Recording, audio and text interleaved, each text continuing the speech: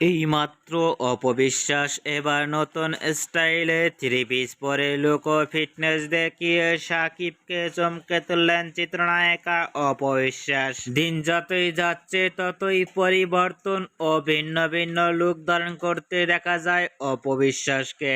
অপবিশ্বাসকে এবার নতুন স্টাইলে থ্রি পিস পরনের লুক ও গেট আপ দেখে ইতিমধ্যেই সোশ্যাল মিডিয়ায় আলোচনায় ট্রেন্ডিং এ দেখা গেছে অপবিশ্বাসকে নিয়ে।